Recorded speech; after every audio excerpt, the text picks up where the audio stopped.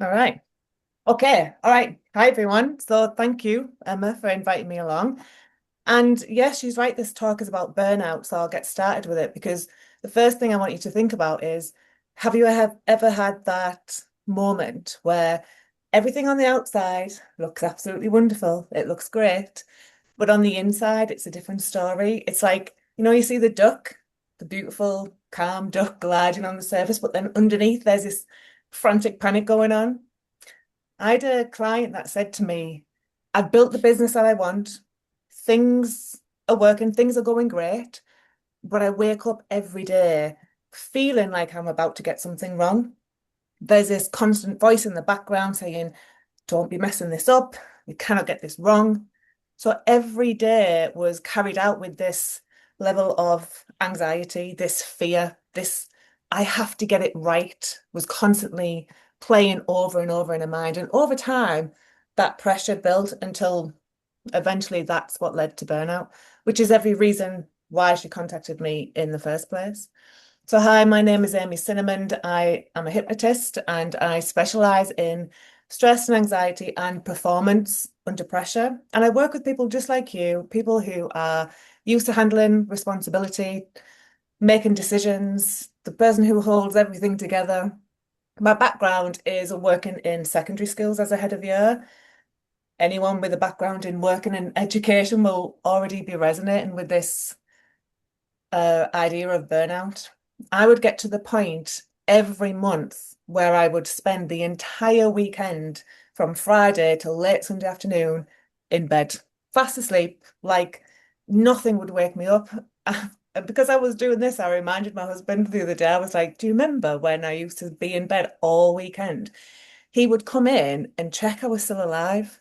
He would literally, come on, Amy, are you going to get up and have something to eat? And I'd be like, no, just leave me, just go. And sometimes I wouldn't even acknowledge that he was there. And it was funny because, well, we laughed about it. He would try and wake me up, and I'd just be like, no, see ya. I'd get up on the Sunday, feel right as rain, ready to go all in at work again, all in with my kids, with the family, everything like that, full on. And I just thought that that was normal because I'd been doing that since around 18 years old. Now, when it comes to burnout, well, it's already happened.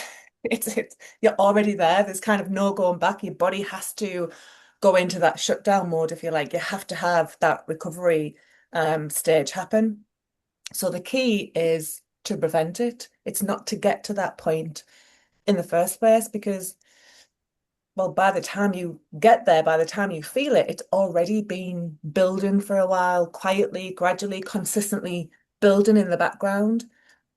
And one of the biggest contributors isn't typically what we expect. And yes, of course, there's lots and lots of different factors of things that contribute to burnout. But we often think it's all the stuff that we have to do, the running around, the being busy every minute of every day. And the reality is that it's rarely coming from outside of you. It's rarely coming from the stuff that we have to do each day. So think about this. Two people, I won't have fists, looks a bit weird. Two people, two people, and same situation, okay, same challenges, same things going on, same expectations, exactly the same situation. One of them is completely overwhelmed, they're stressed out, they're on the verge of burnout. The other is calm, is focused, they're composed. So, what creates that difference? Because it can't be the situation outside of them. So, it has to be their internal experience, their perception, their interpretation, the way that they talk to themselves, the meaning that they apply to things moment by moment. And one of the great things about hypnosis is that we can change that internal representation, which means you end up having a different experience. So show is always better than tell. So I want us to take a quick moment. So everybody just take a nice deep breath in. Close your eyes on down if you will. And I just want you to silently, repeat this in your mind. Say these words to yourself. I have to get this right. I have to get this right. And just notice what you can notice when you say, I have to get this right. Notice what you can notice. Good. Now open your eyes. Take another nice deep breath in, fill those lungs all the way up again. And as you close those eyes on down, breathe on out. And this time, I want you to say these words to yourself. I want you to say, excuse me, I want you to say, I can only make the best decision that I can with the information that I have right now. I can only make the best decision that I can with the information that I have right now. And just notice what you can notice about that.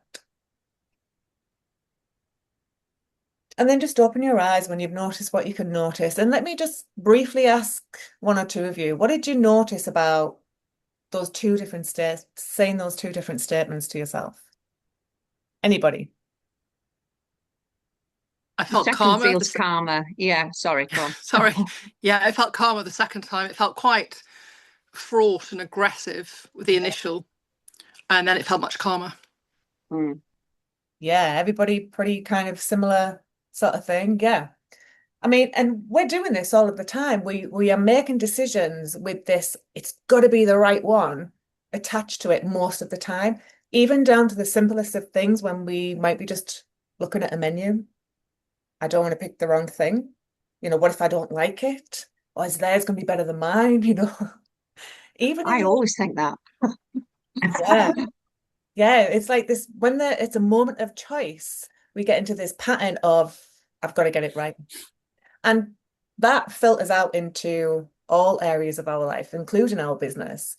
So take that same idea of that little exercise that we've just done, and I want you to bring it to that thing that perhaps you've been procrastinating on, the thing that you've been putting off for a while, the thing that you just haven't done yet, that's just been quietly sitting in the background. So just become aware of whatever that is for you now. And again, take another nice deep breath in. Close those eyes as you breathe on out. And just get a sense of that thing that you've been putting off. And say to yourself now, I can only make the best decision that I can based on the information that I have right now. And just notice what you can notice. I can only make the best decision that I can based on the information that I have right now. And then when you've noticed, just open those eyes. So burnout isn't really, not always, I can't speak for everybody, but burnout is rarely just about doing too much. It's about carrying too much pressure on those tiny decisions, big decisions that we're making throughout the day. It's this compounding effect that happens, the pressure to always get things right. So as you leave here today, as you go back into your business, as you go back into your decisions, your responsibilities, you might just become aware of those moments of, am I adding too much pressure here? Is this something I'm telling myself I have to get it right?